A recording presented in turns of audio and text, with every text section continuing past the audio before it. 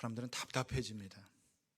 직장인들은 매일 눈을 뜨고 밥을 먹고 제 시간에 출근하고 또 열심히 일하다가 퇴근하는 일상이 반복될 것입니다. 주부들은 새벽부터 눈을 떠서 아침밥을 하고 아이들 학교 보내고 남편 출근시키고 나서 또 집안 청소하고 정리하다 보면 점심때가 다 돼버려요. 매일 똑같은 일상을 우리는 반복하며 살아갑니다. 학생들은 수업을 듣고 레포트를 쓰고 중간에 또 시험을 보고 그럼 학기가 또 끝나버려요. 일상은 반복됩니다. 은퇴하신 분들은 매일같이 직장 다니고 일할 때 이제 일 좀 그만하고 좀 쉬었으면 좋겠다. 좀 시간이 넉넉하면 내가 이것도 하고 저것도 하고 싶은 여러 가지 버킷리스트를 만들어 놓습니다. 그런데 쉬는 것도 하루 이틀입니다. 몇 달 쉬고 나면 지루해지고 일상이 또 오늘 눈을 뜨고 뭘 하지? 반복되며 지루하고 또 힘들 것입니다. 그렇지 않습니까, 여러분? 여기서 조금 벗어나 보면 무슨 특별한 일이 일어날 것 같고요. 에너지가 다시 충전되어서 셈이 생길 것 같지만, 그래서 매일 반복되는 일상을 벗어나서 여행도 하고 또 어디 가서 쉬기도 합니다. 또 전혀 다른 일을 해보기도 하죠.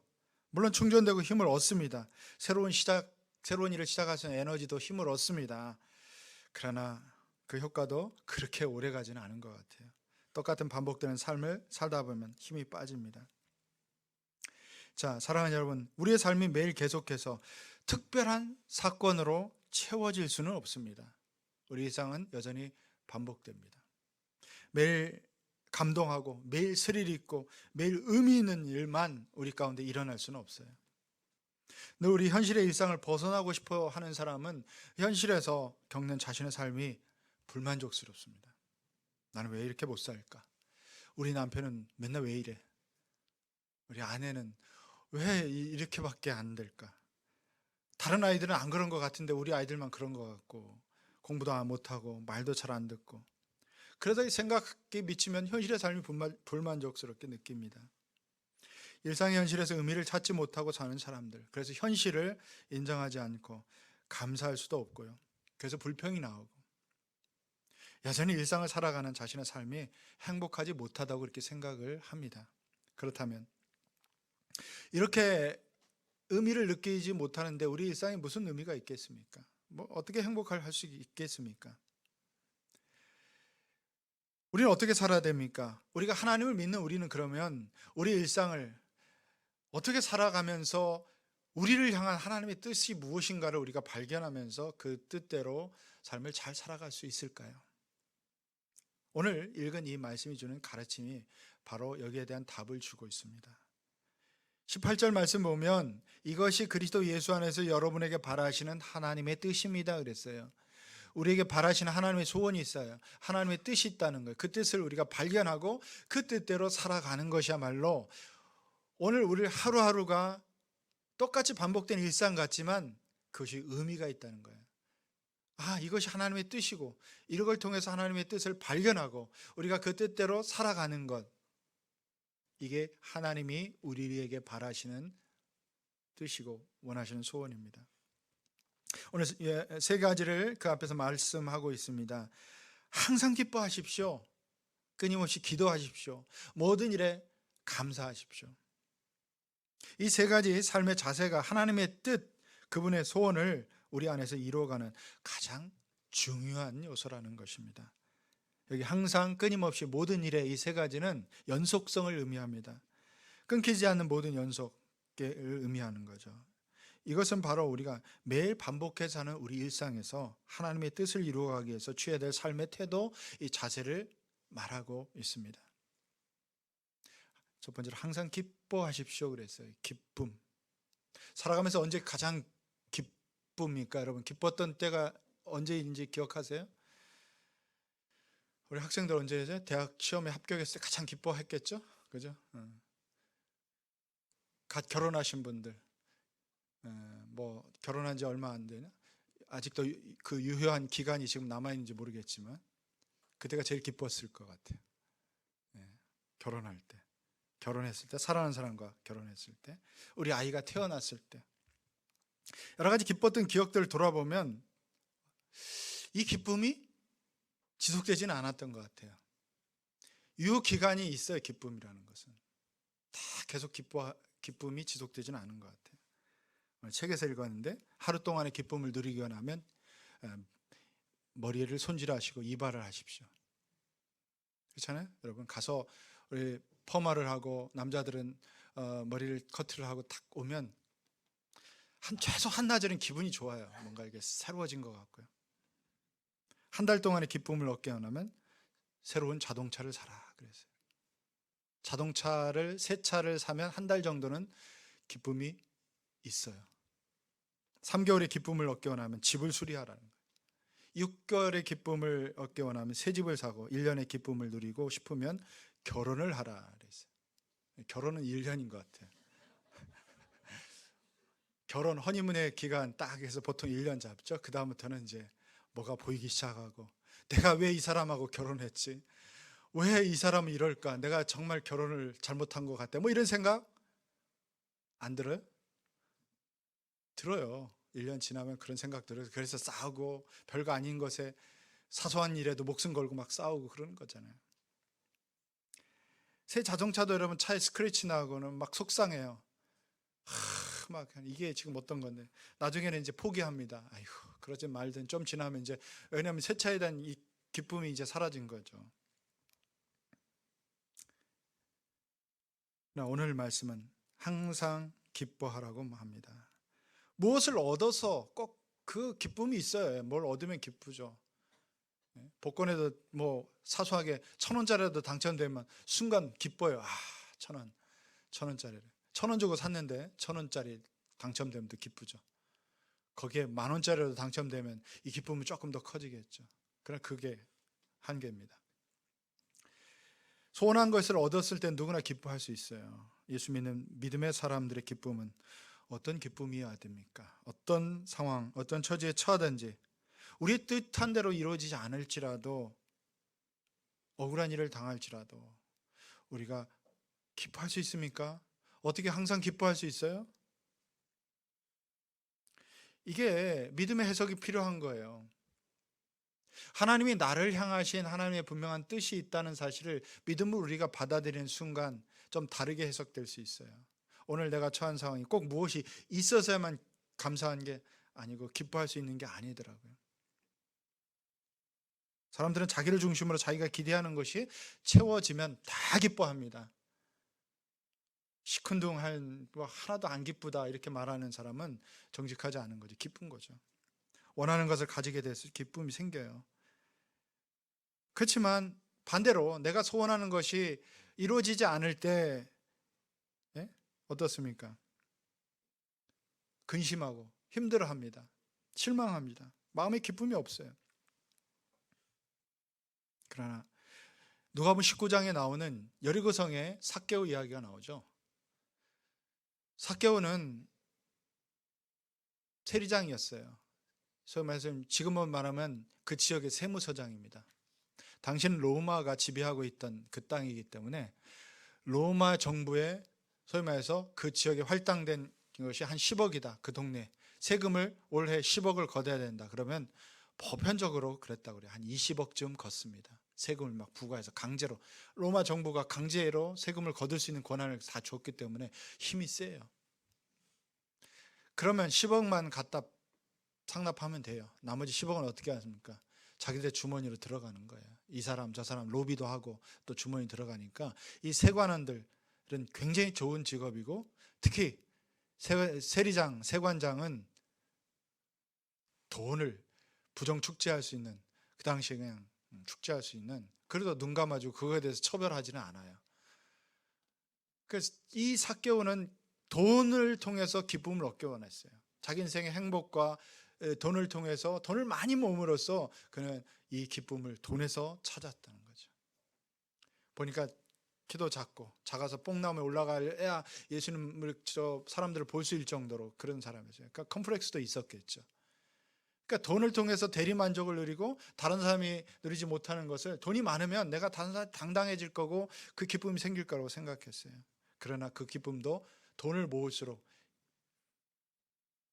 기쁨이 지속되지 않은 걸 알았습니다.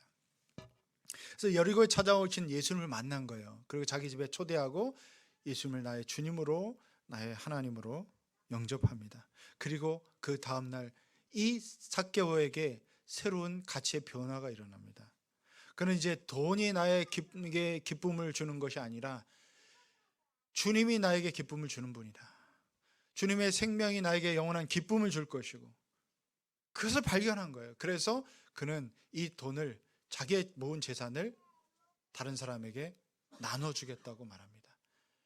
내가 다른 사람에게 것을 더 착복하고 착취했다면 그것을 4배나 갚아주겠다는 거예요. 자기 재산을 다 나눠주고도 나는 진정한 기쁨을 발견했기 때문에 이 기쁨을 붙잡고 살겠다고 말합니다. 구약의 하박국 선지자도 그랬어요. 우리 지난주에 감사주일에 읽었던 말씀인데 다시 한번 읽고 싶어요. 하박국 3장 17절 18절 같이 한번 읽어봅시다. 무화과 나무에 과일이 없고 포도나무에 열매가 없을지라도, 올리브 나무에서 딸 것이 없고 밭에서 거두어 드릴 것이 없을지라도, 우리의 양이 없고 외양간에 소가 없을지라도 나는 주님 안에서 즐거워하련다. 나를 구원하신 하나님 안에서 기뻐하련다. 아멘. 우리가 세상을 바라보면서 우리 주변의 환경을 바라보면서 기뻐하지 않습니다. 우리는 소망을 하나님께 둡니다. 살아계신 하나님, 구원의 하나님, 그분 때문에 즐거워하고 기뻐할 수 있는 이유가 있어요. 삶의 의미가 있기 때문에 우리는 기뻐할 수 있는 겁니다. 사랑하는 여러분, 우리도 기쁨의 근원을 우리가 변하는 환경에 두지 마시고 이따가도 없어져 버릴 돈에 두지 마시고요.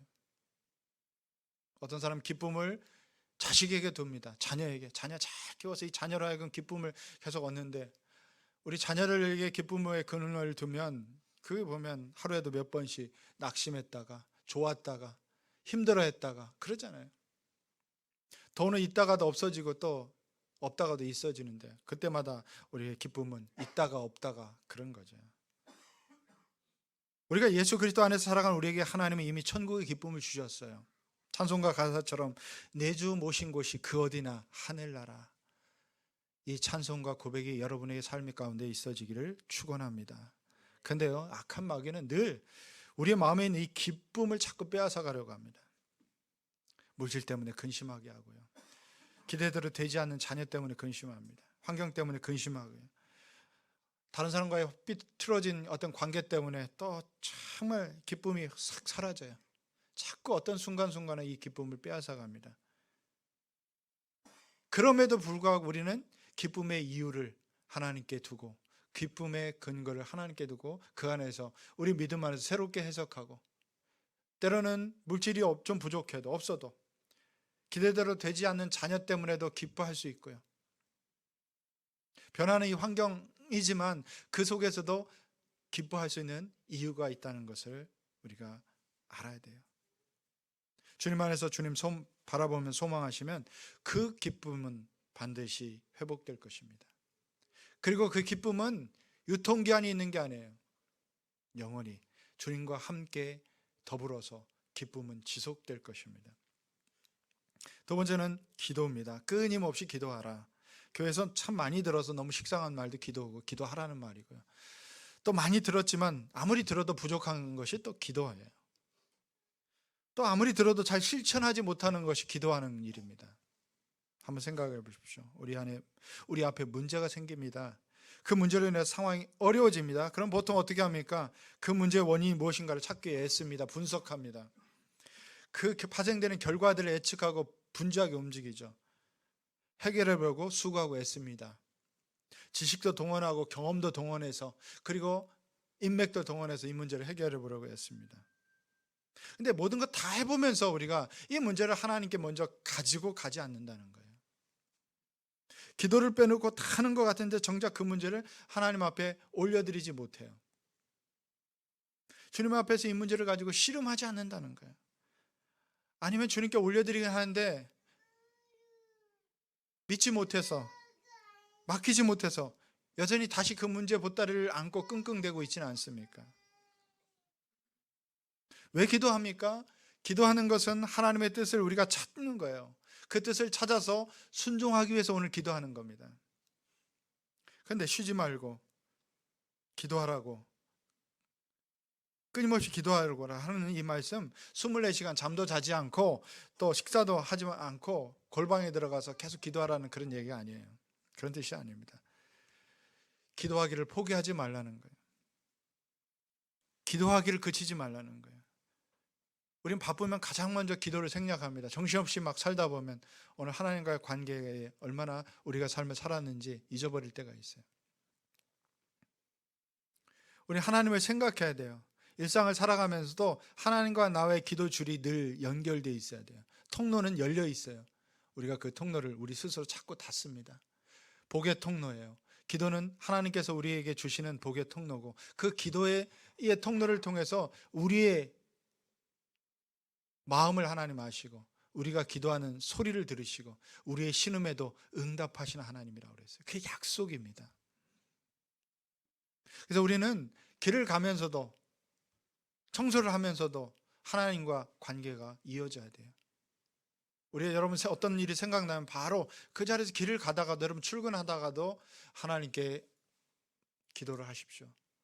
오늘 누구를 만날 때, 누구를 만나러 가는 그 길에, 오늘 아침에도 기도했지만 누구를 만나는 그 길에 하나님이 이 만남이 복된 만남이 되게 하시고, 이 만남의 어떤 관계를 풀어야 될 관계라면 이 꼬였던 관계가 풀어지게 해달라고 기도하시고, 또 우리가 사람들과의 어떤 거래 관계든 무슨 또 자연스러운 만남이든 하나님께 은혜 입듯이 또 사람을 통해서도 하나님의 은혜 입기를 구하며, 저는 그렇게 기도해요. 그러면 참 놀라운 일들이 일어나요. 기도하면서 사람을 만날 때와 기도하지 않고 아무렇게나 그냥 만났을 때는 결과가 달라지더라고요. 하나님 일하셨구나, 하나님이 이 마음을 움직이셨구나, 하나님이 우리의 관계 속에 개입하셨구나, 우리가 그걸 깨닫게 되는 거예요. 종교개혁자 마틴 루터가 이런 말을 했어요. 오늘은 다른 날보다 할 일이 정말 많아서 기도 시간을 더 많이 늘려야 되겠다. 할 일이 많으면 기도 시간을 더 늘리는 것이 주님이 우리를 향한 뜻이라는 것입니다. 기도가 생활화되고 습관화될 수 있도록 애쓰십시오. 아침에 적어도 한 30분 여러분 시간을 떼어놓고 기도하십시오. 말씀을 묵상하고 여러분 골방으로 들어가서 기도하고요. 시간 될 때마다 기도하시고, 그리고 매일 일상 살아가면서 하나님과의 기도의 끈을 놓지 않고 계속해서 여러분 하나님과 대화하는, 기도는 호흡이고 대화라고 그랬어요. 그래서 항상 기도할 수 있는 습관, 어떤 상황에도 기도하는 사람들은 당황하지 않습니다. 어떤 상황에 처할지라도 그것 때문에 두려워하지 않습니다. 우리 안에 이렇게 살아계신 성령님께서 우리의 염려와 두려움을 대신 가져가십니다. 성령님께서 기도할 때 우리 안에서 일하신다는 사실이에요. 하루의 일상을 다 마치면서 하루의 삶을 돌아보면서 감사의 기도를 드리십시오. 가족이 함께 하나님을 예배하는 거 얼마나 소중한지 모릅니다. 매일 여러분이 가정 예배를 드릴 수 없을지라도 일주일에 적어도 한 번 자녀들을 모아놓고 함께, 어린 자녀라면 여러분 부부가 함께 기도하고 자녀를 축복하십시오. 자녀들이 조금 대화가 될 정도 되면 자녀들의 생각도 물어보고 자녀들의 기도 제목도 물어보고 그 자녀들을 위해서 기도하십시오. 한 번은 좀 함께 나누고 기도하는 이 가족을, 그 가정을 하나님이 어찌 사랑하지 않을 수 있겠습니까? 어떻게 축복하지 않을 수 있겠습니까? 또 그것을 보는 여러분의 자녀들이 항상 모든 일에 기도와 간구하면, 하나님께 나가면 들으신다, 하나님이 응답하신다, 이 체험을 갖게 되는 거예요. 목장에서도 왜 여러분들이 함께 기도 제목을 나누고 또 다음 주에 와서 왜 확인합니까? 우리가 기도했더니 하나님이 들으시는구나, 하나님 응답하시는구나, 우리가 함께 이 기도를 체험하는 겁니다. 분주한 일상에 쫓겨서 기도하는 시간을 놓쳐버리고 있다면 여러분의 삶의 우선순위를 좀 조정해 보십시오. 그리고 고정적으로 집중해서 기도할 시간을 정하고 확보하기 위해서 필요한 조치를 취해야 됩니다. 빌립보서 4장 6절 말씀 같이 한번 읽습니다. 아무것도 염려하지 말고 모든 일을 기도와 간구로 하고 여러분이 바라는 것을 감사하는 마음으로 하나님께 아뢰십시오. 항상 기도하는 사람은 어떤 일에 염려하고 근심하지 않습니다. 잠시 염려하고 근심할 수 있지만 하나님께 인재를 가지고 나가고 기도하면 바로 우리 속에 이 두려움, 염려들이 사라지는 것을 경험합니다. 우리가 염려할 시간이 있으면 빨리 그걸 하나님께 아뢰십시오. 하나님께 가지고 나가십시오. 우리가 쉬지 말고 기도해야 되는 거, 포기하지 말고 기도해야 되는 아주 중요한 기도 제목이 있어요. 내가 마음에 품고 하나님을 만나게 해야 될, 하나님 앞에 인도해야 될 그 VIP들, 그 영혼들을 늘 품으십시오. 나의 VIP 품고, 우리 목장에 또 VIP들이 있을 거예요. 이름을 불러서 기도하십시오. 목장 모임할 때마다 기도할 뿐만 아니라 또 여러분 개인적으로 기도할 때, 그 영혼을 생각날 때 기도하십시오. 밥 먹을 때도 여러분 그냥 내게 음식 주셔서 감사합니다 이렇게 기도하지 마시고 한 9초 정도라도, 저는 139 기도를 합니다. 그럴 때 생각나는 기도들을 밥 먹을 때, 하루 3번 밥 먹죠. 그러면 한 9초 정도는 뭘 주셔서 감사하지만 그 영혼을 생각하는 거예요. 하나님께서 그 영혼 마음 열어주시고 그 영혼 하나님 만날 수 있도록 해주시고, 그럼 거의 한 9초 됩니다. 거의 9초 좀 그런 기도를 합니다. 근데 기도할 때, 정해놓고 기도할 때 언젠가 하나님 그 기도에 응답하시더라는 거죠. 어떤 분이 자기 친구를 위해서 그렇게 기도하고 생각날 때마다 기도했는데 그 친구가 나이가 더 70이 돼서 그 영혼을 품고 기도한 지 50년 만에 응답했다는 간증을 제가 들었어요. 50년 만에. 남편을 위해서, 믿지 않는 남편을 위해서 30년을 포기하지 않고 기도했는데 그 주님께 인도받은 그 일들이 일어나고 있어요. 늘 기도할 때 우리를 향한 하나님의 뜻이 무엇인지 분별할 수 있는 분별력이 생깁니다. 해석할 수 있는 능력도 생깁니다. 우리가 뭔가를 품고 어떤 문제를 품고 하나님께 갖고 나가면 참 놀랍게 이게 놀라운 역사예요. 하나님이 그것을 어떤 문제에 대한 분별력도 주시고요, 그걸 해석할 수 있는 능력도 주시고 그것을 감당할 수 있는 능력도 덧입게 되는 것입니다. 이게 기도의 힘, 능력인 것입니다. 우리 교회에서 또 중보기도 팀들이 계속 기도합니다. 얼마나 소중한 시간인지 몰라요. 하루도 몇 분씩 이렇게 1시간씩 기도의 자리를 지킵니다. 똑같이 반복되는 기도 제목이지만 수명이 1시간씩 기도하면 20번을 일주일에 기도하는 거예요. 그 기도가 하나님께 올려집니다. 기도가 쌓입니다. 어떻게 보면 그 기도에 정말 하나님께서 기뻐하시고 그 기도에 응답하시는 거예요. 기도의 응답 카드가 옆에 이렇게 쌓일 때마다 제가 아침마다 이렇게 봅니다. 기도할 때마다 옆으로 또 갑니다. 응답하고요. 어떤 것은 또 이 기도 끝난 어느 시점에 또 기도가 응답되는 걸 봅니다. 함께 기도할 때도 하나님이 들으시고, 또 우리가 하나님께 늘 기도할 때 그 기도의 통로를 통해서 하나님이 일하신다는 것입니다. 이것이 기도하라는 것, 하나님의 뜻입니다. 우리를 향한 뜻이에요. 자, 세 번째로 모든 일에 감사하십시오. 우리 지난주에 감사에 대한 이야기를 많이 했기 때문에 간단히 감사에 대한 이야기를 합니다. 항상 기뻐하고 끊임없이 기도하면 자연히 따라오는 것이 있어요. 모든 일에 감사할 수 있게 됩니다. 감사하는데 모든 일에 감사해요. 어떤 상황에서든 감사할 수 있고요, 어떤 경우에서도 감사할 수 있어야 한다는 뜻입니다. 우리 세상에 밤과 낮이 있잖아요. 인생에도 기쁜 일이 있으면 슬픈 일도 있어요. 항상 좋은 일만 생기진 않습니다. 어려움도 만나게 됩니다. 아이들도 건강하게 공부 잘하고 잘 자라서 무엇이나 원하는 대로 잘 될 때가 있지만 실패와 시련을 겪어 가면서 성장합니다. 그러나 바울은 이 모든 상황, 모든 일에 감사하라 그랬어요. 감사하십시오. 이것이 우리를 향한 하나님의 뜻입니다 그랬어요. 감사하는 것이 하나님의 뜻이에요. 그래서 우리 교회는 우리 모일 때마다, 나눌 때마다 감사한 거 먼저 늘 생각하라고 그랬죠. 목장에서도 나눔할 때 감사한 거 먼저. 우리 아이들은 어릴 때부터 이 목장에 참여하면서 감사를 배워가요. 목장 모임에 정리해서 우리 목자들이 늘 매주 저한테 보내주는데 아이들의 감사 제목이 점점 구체화되고 점점 진짜 감사가 좀씩 나와요. 처음에는 뭐예요? 게임에서 감사해요. 이거 초콜릿 먹어서 감사해요. 예. 한 3살, 4살, 5살 때는 그런 게 감사하냐. 근데 조금씩 이게 감사하는 걸 찾다 보면 조금 더 감사하는 것들이 더 늘어나고 좀 폭도 좀 커지고 또 깊이도 있어져요. 감사가 깊어지는구나 할 수 있어요. 우리 성도도 우리 교회 가족들도 마찬가지예요. 감사가 나눠지고 모든 일에 정말 하다 보면 옛날 같으면 감사할 일도 아닌데 참 그게 감사하더라는 거예요. 감사가 고백되어지는 거예요. 어려움 때 고난을 겪으면서도 감사할 수 있는 이것은 능력이에요. 능력. 하나님 우리에게 주시는 능력이에요.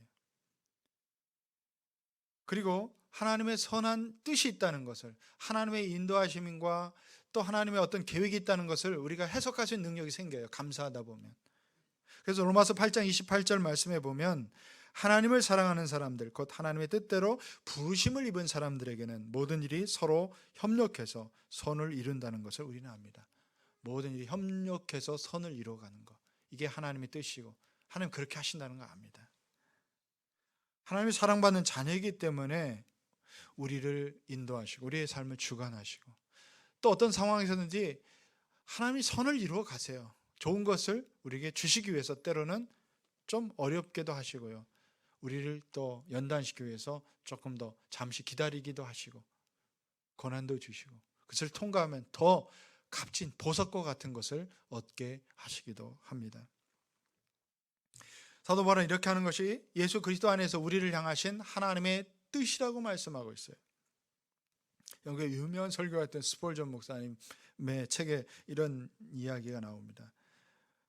하루는 어느 시골 농가를 방문했는데 농가 한쪽 마당 구석에 풍향계, 바람이 불면 이렇게 여러분 닭처럼 이렇게 생겨가지고 풍향계가 있어요. 이렇게 바람 부는 대로 이렇게 이쪽 부면 지금 바람이 이쪽에서 이쪽으로 부는구나.